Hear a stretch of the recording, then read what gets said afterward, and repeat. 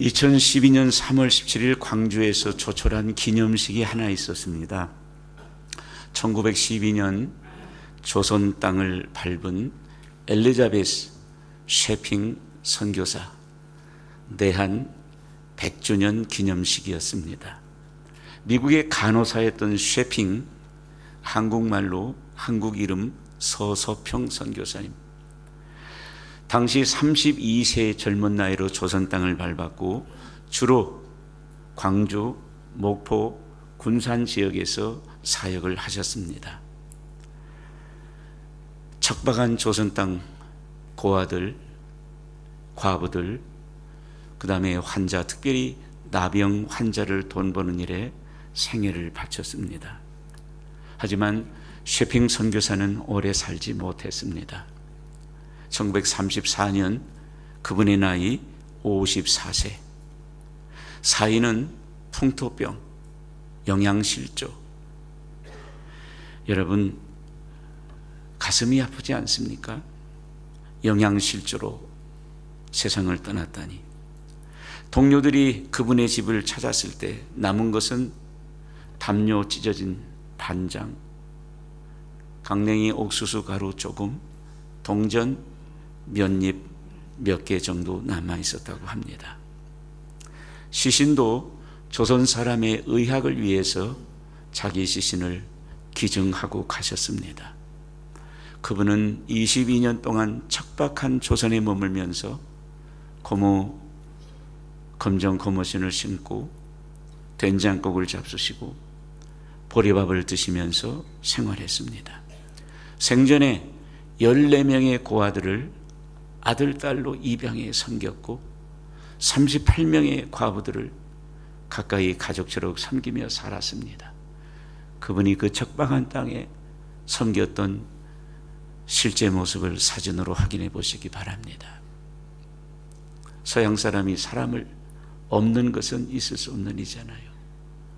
조선 사람처럼 자기가 입양했던 한 고아아이를 업고 검은 치마 흰저고를 입고 조선을 섬겼던 귀한 선교사님이셨습니다. 이날 기념식에는 셰핑 선교사의 일대기를 그린 기념책이 발간되었습니다. 그 책의 제목이 바보야, 성공이 아니라 섬김이야. 한번 따라 합시다. 바보야, 옆 사람 보고 하지 마세요. 저를 보고 하시기 바랍니다. 바보야, 성공이 아니라 섬김이야. 그녀의 일대기를 그린 이 책의 제목은 사실 그녀가 살았던 거실에 붙어있던 그녀의 좌우명에서 온 것입니다. 그녀의 좌우명이 무엇이냐면 Not success, but service. 그분은 저 좌우명을 거실에 붙여놓고 그렇게 살았던 것입니다. 하지만 섬공이 아니라 섬김이라는 그녀의 좌우명 역시 자기 것이 아닙니다. 성경으로부터 차용한 것이고 특별히 오늘 본문 예수님의 가르침으로부터 빌려온 것입니다. 오늘 본문에서 예수님은 우리에게 두 가지 섬김에 관해서 교훈을 주고 계십니다. 귀로 듣지 마시고 가슴으로 주님의 교훈을 담아가는 여러분 되시기를 주님의 이름으로 축복합니다. 첫째는 섬길 자리를 노려라. 한번 따라 합시다. 섬길 자리를 노려라. 여전히 뒤에 계신 두 분이 안 따라 하셔가지고 한 번 더 하겠습니다. 섬길 자리를 노려라. 예수님께서 1절에 보면 한 바리새인의 집에 식사 초대를 받았습니다. 예수님 가보니 많은 사람 모였습니다. 근사하게 상이 차려져 있습니다. 그런데 예수님 숟가락을 잡지 않으셨습니다. 한동안 멍하니 바라보셨습니다. 그것이 오늘 본문 7절에 나와 있습니다. 7절을 눈여겨보시기 바랍니다. 청함받은 사람들이 높은 자리 택함을 보시고 예수님께서 그 식탁에서 보셨습니다. 뭘 보셨습니까? 사람들이, 둘러앉은 사람들이 높은 자리를 서로 앉으려고 경쟁하는 것을 보셨어요. 저기 보시고라는 헬라어 원문상의 의미의 시제는 미완료 시제입니다. 미완료 시제는 헬라어 문법에서 계속적인 용법입니다. 예수님이 그 식탁의 광경을 한 번 흘낏 본 게 아니에요. 잠시 본 게 아니에요. 한동안 그 사람들이 높은 자리, 그 좋은 자리, 상석, 최고의 자리를 앉으려는 그 신경전 벌이는 그 모습을 주님이 물끄러미 여러 시간 동안 바라봤다는 거지. 주님 마음 아프셨어요. 그래서 주신 말씀이 여러분 8절 말씀이에요. 네가 누구에게나 혼인잔치 청함받았을 때에 높은 자리에 앉지 마라. 그러면서 9절에 말씀하셨잖아요. 우리 9절은 같이 한번 읽어봅시다. 9절입니다. 너와 그를 청한 자가 와서 너더러, 9절 말씀 같이 한번 읽어봅시다. 너와 그를 청한 자가 와서 너더러 이 사람에게 자리를 내주라 하리니 그때에 네가 부끄러워 끝자리로 가게. 그러면 10절 말씀 다시 보십시다. 청함을 받았을 때 차라리 가서 끝자리에 앉으라. 지금 예수님 두 가지 종류의 자리 말씀하세요. 여기 7절 8절 높은 자리, 높은 자리. 그 다음에 뒤에 2절 끝자리, 끝자리. 두 자리 말씀하세요. 예수님께서 높은 자리 앉지 말고 끝자리 앉아라. 높은 자리, 섬김받는 자리, 박수받는 자리, 대접받는 자리, 주목받는 자리, 상석, 그 자리에 앉지 마라. 끝자리, 끝자리, 섬기는 자리, 봉사하는 자리, 거기 앉아라. 예수님께서 자리 말씀을 하세요. 사랑하는 청소년 여러분, 성도 여러분, 여러분이 놀이시대 높은 자리, 섬김받는, 주목받는 자리, 그 자리 노리지 말고 끝자리, 섬길 자리를 눈여겨보는 여러분 되시기를 바랍니다. 32세의 젊은 여청년 셰핑 선교사, 척박한 조선 땅에 왜 왔습니까? Why? 왜 왔습니까? 섬길 곳을 찾아서 이 땅에 온 것입니다. 한 번 살다가는 인생, 성공이 아니라 섬김이라는 가치관을 가지고 있었기에 꿈 많은 32살의 젊은 여청년이지만 당시 척박한 조선 땅에 자리를 찾아왔던 것입니다. 하나님께서 농부를 도우라고 가축들을 지어 보내셨답니다. 그래서 농부가 그 가축들의 도움을 받고 농사를 잘 지었습니다. 얼마 지난 후에 하나님께서 농부를 잘 도우라는 가축들을 불러서 너희들이 농부를 얼마나 잘 섬겼는지 물었습니다.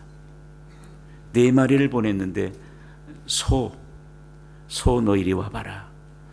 너 농부를 어떻게 도왔니? 예, 말도 마세요. 저는 농부 밭도 갈아주고 논도 갈아주고 큰 짐 있으면 달구지에 날라다 주고 정말 제가 열심히 일했습니다. 하나님께서 잘했다고 상을 줬는데 그때 뿔을 주셨어요. 원래 소는 뿔이 없었습니다.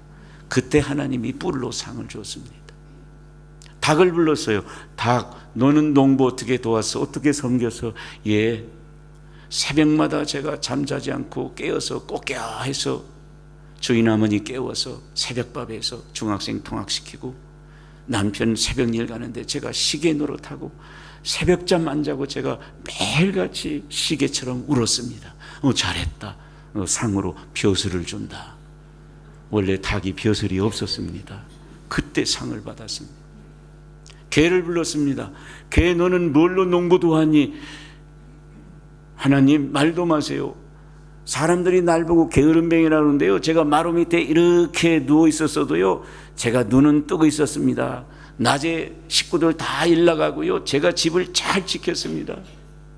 더군다나 밤중에는요, 도둑놈이 얼마나 많았어요. 옛날에 그때 제가 밤잠 안 자고 이 주인의 재산과 농산물을 지켰습니다. 너 잘했다. 원래 걔는 다리가 3개였대요. 다리 하나 더 줬어요. 그때 이제 다리 4이 된 거예요. 그럼 어떤 게 하나님 앞에 상 받은 다리냐? 금방 알아요. 개 소변 볼 때 보면 다리 하나 딱 들고는. 왜? 하나님 앞에 상 받은 다리 그 묻히면 안 되잖아요. 그래서 소변 볼 때마다 걔는 이 다리는 하나님이 상 주신 다리야, 이거 묻히면 안 돼. 돼지를 불렀어요. 돼지. 너는 농부 뭘 도왔냐 그랬더니 돼지가 유구무원이에요. 왜? 먹고 자고. 농부를 도운 게 없어요. 오히려 농부의 짐이었어요. 맨날 그 돼지 우리 치워야 되고. 하나님이 기분이 안 좋아서 화가 나지고 칼로 쳤어요. 돼지가 칼 맞았는데 피하다가 코를 맞았어요. 원래 돼지는 코가 뼈 쪽에 있었어요. 무처럼. 근데 딱 중간에 잘려가지고 오늘날의 코가 된 거예요. 우하지만은 이 우화를 통해서 우리에게 전달하는 메시지가 무엇입니까? 하나님은 섬기는 사람을 좋아한다. 하나님은 섬김이 없는 사람, 잘못하면 칼 맞는다. 섬김이 없는 사람은 어쩌면 돼지 같은 인생일지 모르겠어요. 여러분, 인생은 성공이 아닙니다. 섬김입니다. 성공이 나쁘다는 게 아닙니다. 성공이 목적이 되어서는 안 됩니다. 성공을 하나도 넘어서 섬김으로 가야 되는 것입니다. 예수님께서 내일 새벽이면 체포되고 십자가에 돌아가시죠. 마지막 날, 마지막 밤, 제자들과 최후의 만찬하고 싶어서 마가의 다락방 갔잖아요. 유대 지방의 풍습은 샌들을 신고 건조하고 발이 지저분해요. 어느 집에 가든지 제일 먼저 하는 예절이 뭐냐면, 자기 집에 손님이 오면 종이 얼른 대야에 물 떠서 손님의 발을 씻어서 안방에 들여보내는, 거실에 보내는 거죠. 기본 예의입니다. 예수님께서 제자들과 식사하러 들어가시는데 그 집은 빈집이라 종이 없습니다. 종 자리에 앉아서 발 씻을 사람이 없어요. 12 제자가 서로 눈치 싸움합니다. 누가 종처럼 발 씻어준 사람 없나? 베드로가 속으로 생각합니다. 나는 지난번에 했어. 요한이 생각합니다. 내가 나이가 제일 많은데 서열이 내가 나이로는 이거야. 안드레가 얘기합니다. 아니야, 내가 등록은 내가 1번이야. 내가 예수제자 1번 등록했어. 다 눈치 보고 종의 자리에 낮아져서 발 씻을 사람이 없어요. 더러운 발로 그냥 다 들어갔습니다. 그때 예수님이 밥상머리에서 벌떡 일어나서 겉옷을 벗으시고 허리에 수건을 두르시고 대야에 물을 떠다가 제자들의 발을 씻기 시작하신, 그것은 종의 자리를 내가 앉겠다. 너희들이 종의 자리를 앉지 않는다면 내가 종의 자리를 앉겠다. 다 씻은 다음에 주님이 뭐라고 말씀하셨어요? 요한복음 13장 14절 말씀에 내가 주와 선생이 되어 너희 발을 씻었으니 이제 너희도 서로 발을 씻어주는 것이 옳으니라. 저는 이걸 유언적 행동이라고 생각해요. 왜? 저게 마지막 행동이거든. 잡히시기 전날 마지막 밤에 남기신 유언적 행동. 섬기며 살아라. 섬기는 자리를 사랑하라. 한국 목사님들이 태국에 단체 여행을 가셨답니다. 여러분, 태국 하면 뭐가 유명합니까? 제가 알기로는 코끼리 쇼가 유명합니다. 저도 한번 가봤는데요, 운동장 같은 곳에 조련사가 큰 코끼리를 조련하면 그 코끼리가 얼마나 말 잘 듣는지, 그러면 둘러서 있는 관중들이 환호하고 박수치고 좋아합니다. 그런데 조련사가 이말 저말해서 잘 제주를 부리던 코끼리가 갑자기 움직이지 않는, 특별히 도리도리를 시켰는데 이 코끼리가 도리도리를 안 하는 거예요. 순간 조련사가 당황해가지고 이거 어떻게 해야 될지를 모르는 가운데 옳지, 살짝, 여러분 청중 중에서 이 코끼리 도리도리 시키면은 큰 상을 주겠습니다, 이렇게 제안을 한 거예요. 그때 한국의 목사님 중에 나이가 지긋한 목사님이 뚜벅뚜벅 걸어나가는 거예요. 다른 목사님들이 목사님 어디 가시냐고, 시방 말도 안 통하는데 그래도 막 나이 사람을 걸어가시는 거예요. 자기가 하겠다고. 그 목사님이 그 가더만 뚜벅뚜벅 가더만이 코끼리 귀를 딱 잡더니 딱 들더니만 손싸고나니 코끼리가 미친 듯이 딱 하는 거예요, 도리도리를. 그러니까 청중들이 박수를 얼마나 때립니까? 목사님이 딱 들어와요. 동료 목사님들이 궁금한 거죠. 아니 도대체 목사님 가서 무슨 얘기를 했냐, 코끼리가. 내가 딱 한마디 했어. 코끼리 귀를 잡고, 야, 너 나하고 개척교회 할래? 그래. 죽는다고 미친 듯이 하는데, 미친 듯이 하는데. 크리스찬과 관련된 유머에는 크리스찬 풍자가 있습니다. 이 유머 속에 저와 여러분의 모습이 투영되어 있지 않습니까? 고개를 미친 듯이 흔드는 코끼리, 오늘 저와 여러분의 모습 아닙니까? 주님께서 뭔가 좀 험한 일 맡으라 하면 미친 듯이 고개를 흔드는 코끼리, 그가 오늘 저와 여러분의 모습 아닐까요? 바보야, 성공이 아니라 섬김이야. 셰핑 승비사는 섬김이 인생의 목적이기 때문에 그 섬길 자리를 찾아서 1912년 척박한 조선 땅에 찾아왔던 것입니다. 중학생 여러분, 고등학생 여러분, 사랑하는 우리 하늘의 성도 여러분, 여러분의 조선은 어디인가? 여러분의 조선은 어디인가? 한 번이라도 생각해 본 적이 있습니까? 마태복음 23장 11절에 예수님께서 너희 중에 큰 자는, 너희 중에 정말 큰 자는 너희를 섬기는 자가 되어야 하리라. 저는 우리 한우리 교회 공동체 안에서 이런 의미의 큰 자가 많이 나오기를 축복합니다. 아멘 하신 분은 복 많이 받으시고, 안 하신 분도 복 받으시기 바랍니다. 두 번째 교훈은 섬길 사람을 노려라. 섬길 사람. 여러분 11절까지는 초청받은 사람들 얘기입니다. 그런데 여러분 12절 말씀부터 보세요. 12절에 또 자기를 초청한 자에게 이르시되, 이제 초청한 사람 입장에서 얘기하는 거예요. 뭐라고 말씀합니까? 12절에 야, 네가 다른 사람에게 식사 초대를 했냐? 그러면 형제, 친척, 부한 이웃 청하지 말라. 이런 사람 청하지 말라. 그러면서 13절에 구체적으로 이렇게 말합니다. 13절 말씀 보세요. 잔치를 베풀거든 차라리 가난한 사람, 몸 불편한 사람, 저는 사람, 맹인들을 청하라. 이런 사람 청하지 말고 이런 사람들을 청해서 대접하라. 사람을 얘기하고 있습니다. 앞에는 자리 얘기했습니다. 지금은 초청 대상, 대접하고 섬길 사람의 대상을 얘기하고 있습니다. 이런 사람 하지 말고 이런 사람 하라. 그럼 이런 사람이 누구냐? 다시 보세요. 13절에 가난한 사람, 몸 불편한 사람, 저는 사람, 시각장애인, 맹인. 한마디로 말하면 덕볼 사람이 아니고, 덕볼 사람이 아니고 내가 섬겨야 될 사람들이잖아요.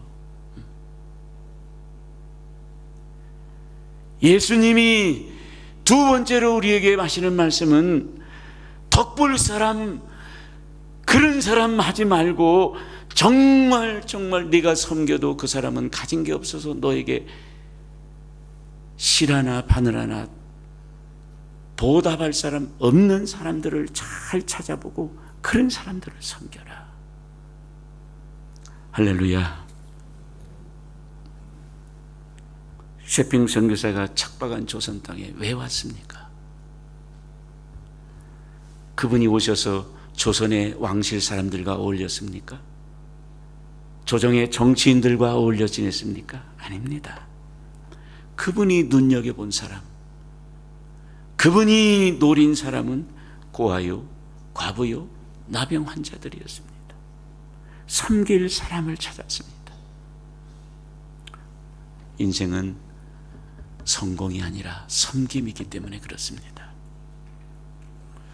저의 고향은 충남 논산군 연무 안심리 죽산보락입니다. 한마디로 충청도라 이런 뜻입니다. 혹시 충청도 사람이 여기 계십니까? 제가 돌아가기 전에 저하고 개를 몰아가지고 충청도 개를 한번 합시다. 충청도 암탉과 수탉이 결혼했답니다. 신혼생활은 무척이나 행복했답니다. 근데 얼마 뒤에 수탉이 암탉을 때린다는 거예요. 동네에 소문났어요. 지나가는 수탉을 붙잡고 동네 사람이 물었어요. 아니, 너는 결혼해가지고 그렇게 행복하기로 왜 이쁜 아내를 때렸어? 그랬더니 그 수탉이 이렇게 말했어요. 글씨 지난 밤에 오리알을 낳았단가요? 몇 주 지난 뒤에 또 실컷 두들겨 팼다는 소문이 나더랬어요. 또 물었어요. 왜 때렸어요? 글씨 지난 밤에는 거의 알을 낳았단가요? 얼마 뒤에는 맞아 죽었다는 소문이 났어요. 수탉이 경찰서에 붙들려가지고 수사계장한테 신문을 받는데 수사장이 물었다는 거예요. 아니, 사랑한 아내를 왜 이렇게 때려 죽였어? 그랬더니 글씨 지난 밤에는 타조알을 낳았단가요? 이 암탉은 평생 섬길 대상을 찾은 게 아니라 누리고 즐길 대상만을 찾아서 살았어요.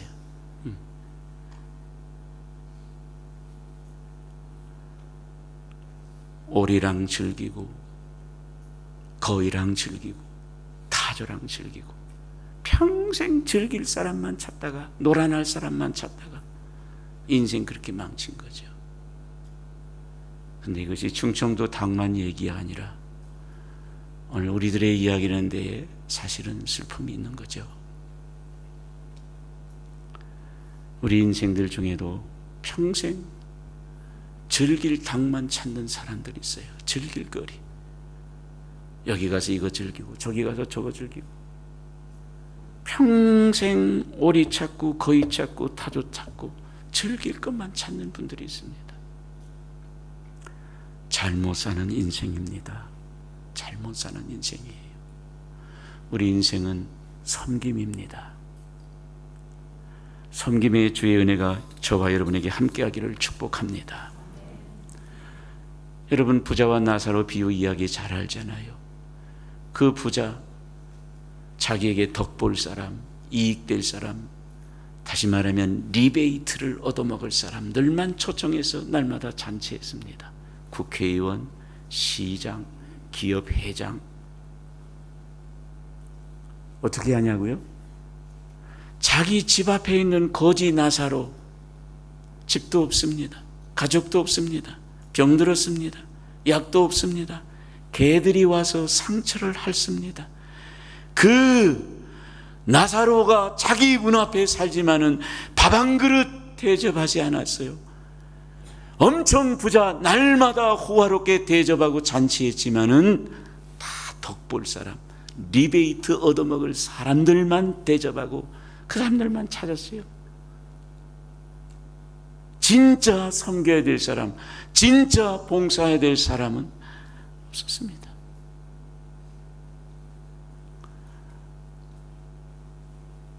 여러분 잘 아시는 시각장애인 안요한 목사님 계세요. 지금 함께 사시는 사모님이 어떻게 결혼했는가? 제가 뭐 일간지 인터뷰 기사를 읽은 적이 있습니다. 안요한 목사님 41세 때 시각장애인 본래 부인하고는 헤어졌고요. 본래 부인이 떠나갔으니까요. 그렇게 해가지고 교회를 섬기는 중에 이 사모님이 대학생 졸업반쯤 자원봉사를 갔었어요. 자원봉사를 하다가 이 사모님이 내가 안요한 목사님의 아내가 되어서 도와야 되겠다. 부모에게 얘기했어요. 아버지, 저 결혼합니다. 누구냐? 예, 나이는 41살 먹었어요. 이 아가씨는 25살 처녀라. 저보다 16살 많습니다. 어이? 앞을 보지 못하는 시각장애입니다. 어이? 한 번 결혼했던 남자입니다. 어이? 1번 결혼 허락하겠다. 2번 결혼 안 하겠다. 예스 1번, 2번 노. 여러분이 부모라면 1번입니까? 2번입니까? 그렇지, 3번이죠. 눈에 흙이 들어가도 안 돼요. 눈에 흙이 들어가도 나도 못해요. 아니, 내 사랑하는 딸이 결혼하는데 16살 막 거기까지는 이해가 돼. 근데 시각장애인 한 번 결혼했던 남자 반대죠. 언니도 반대, 아버지도 반대, 엄마도 반대, 모든 사람 다 반대입니다. 그런데 허락을 받았어요. 어떻게 받았느냐 그랬더니 이 사모님이 아버지한테 무릎 꿇고 빌었대요. 어떻게 빌었냐? 이렇게 했다고 그랬어요.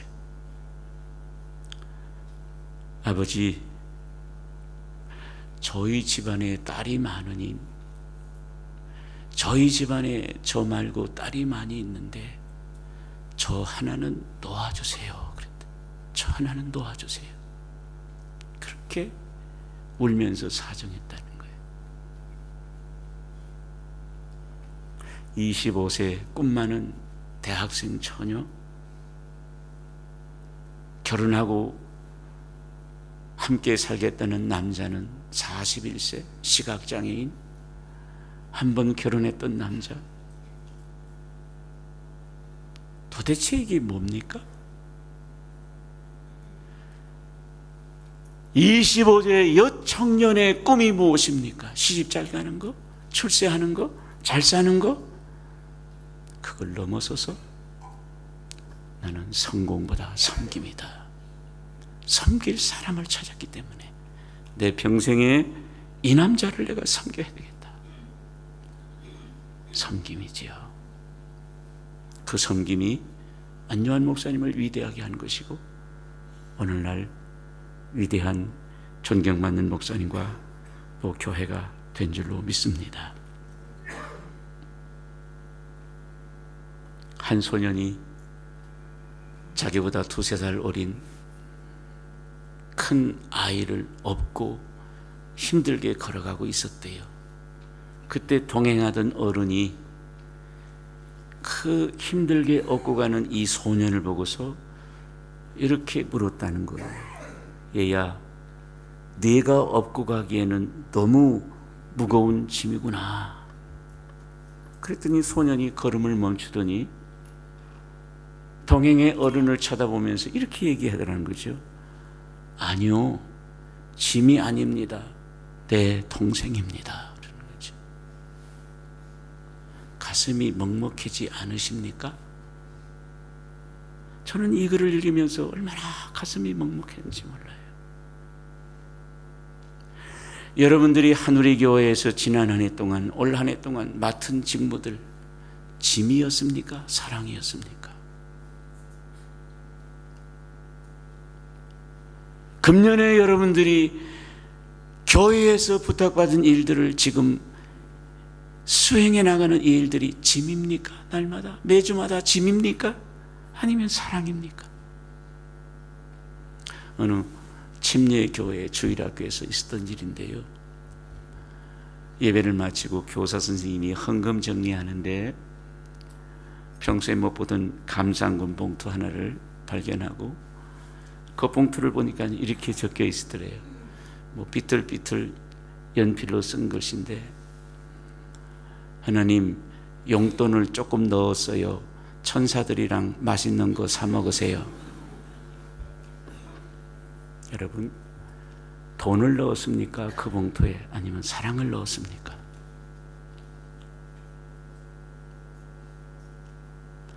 여러분들은 주님 앞에 봉투에 돈을 넣습니까? 사랑을 넣습니까? 여러분들이 교회에서 맡은 것이 짐입니까? 사랑입니까? 아니요. 땀을 펄펄 흘리면서, 아니요. 짐이 아닌데요. 내 동생인데요. 섬김입니다. 섬길 자리와 섬길 사람을 노리는 사람은 성경에 복이 있다고 그랬습니다. 여러분 10절 말씀에서 보시기 바랍니다. 10절, 청함을 받으실 때 차라리 가서 끝자리에 앉으라, 섬길 자리에 앉으라. 10절 마지막에 모든 사람 앞에서 영광이 있으리라. 끝자리에 앉으면 영광이 있습니다. 14절 말씀을 보시기 바랍니다. 이렇게 섬길 사람들을 노리면, 14절에 그리하면 마지막에 부활 시에 내가 갚음을 받겠다. 왜? 리베이트 안 받았으니까 하나님이 갚아주시겠다. 하나님이 갚아주신다. 섬길 사람, 섬길 자리 노리면 하나님이 복을 주십니다. 이 사실을 믿으시기를 주의 이름으로 축원합니다. 마태복음 10장 42절 예수님 말씀입니다. 누구든지, 저는 못났기 때문에, 시골 촌 사람이기 때문에 누구든지 나오면 얼마나 좋은지 몰라. 왜? 나도 포함하니까. 누구든지, 나이가 많든 적든, 배웠든 안 배웠든, 돈이 있든 없든, 누구든지 제자의 이름으로 이 작은 자 한 사람에게 냉수 한 그릇이도 주는 자는, 1번 냉수가 준비하기 어렵다, 2번 뜨거운 물이 준비하기 어렵다. 1번입니까? 2번입니까? 하늘의 교회는 은혜를 받으면 이게 판단이 잘 안 돼요. 냉수 한 그릇 얼마나 쉽습니까? 그냥 떠주면 됩니다. 따뜻한 물은 끓여야 됩니다. 냉수 한 그릇, 보잘것없는 거 하나, 이거 주어도. 그러나 약속을 보세요. 예수님 진실로, 예수님은 속에 있는 얘기할 때 항상 진실로, 결단코 상을 잃지 아니하리라. 우리가 성공 중심으로 살면 성공 못할 수도 있어요. 그러나 우리가 성공이 아니라 섬김 중심으로 살면 하나님이 보시고 복을 주시고 상을 주시고 하늘을 열어 은혜를 주실 줄 믿습니다. 말씀을 마칩니다. 32살의 엘리자베스 셰핑 선교사, 그의 평생 좌우명이 뭡니까? Not success, but service. 바보야, 성공이야, 섬김이야. 그는 좌우명이 구호로 그치지 않았어요. 좌우명처럼 살았습니다. 그래서 척박한 조선 땅에 왔습니다. 보리밥과 된장국을 먹었습니다. 고아와 과부와 나병 환자들을 돌보며 살았습니다. 시신을 연구용으로 내놓았습니다. Not success, but service. 그의 좌우명은 그의 것이 아닙니다. 예수님에게서 빌려온 것입니다. 오늘 본문에 예수님이 그 말씀을 하시는 것입니다. 설교를 마무리하면서 사랑하는 청소년 여러분, 교회 여러분에게 한 가지 진지하게 여쭤보고 마치겠습니다. 여러분의 좌우명은 무엇입니까? 중학생 여러분, 고등학생 여러분, 사랑하는 성도 여러분, 여러분의 좌우명은 무엇입니까? 예수님 좌우명, 나는 섬기러 왔다. 마가복음 10장 45절, 나는 섬기러 왔다. 셰핑 선교사, not success but service. 성공이 아니라 섬깁니다. 크리스천인 여러분, 여러분의 좌우명은 무엇입니까? 성공입니까? 섬김입니까? 바보야, 성공이 아니라 섬김이야. 이 말이 여러분의 가슴에 긴 여우로 남아 앞으로 여러분의 삶의 방향과 이정표에 작은 촛불이 되시기를 주 예수 이름으로 축원합니다. 자비하신 하나님 아버지, 고맙고 감사합니다. 오늘도 신문의 뉴스나 텔레비전의 드라마 뉴스가 아니라 하늘의 음성 듣게 해주시고 하늘의 음성을 받게 하시니 감사합니다. 오늘 말씀에 은혜가 있게 하시고 오늘 말씀에 열매가 있도록 성령께서 도와주시옵소서. 예수님의 이름으로 기도드립니다.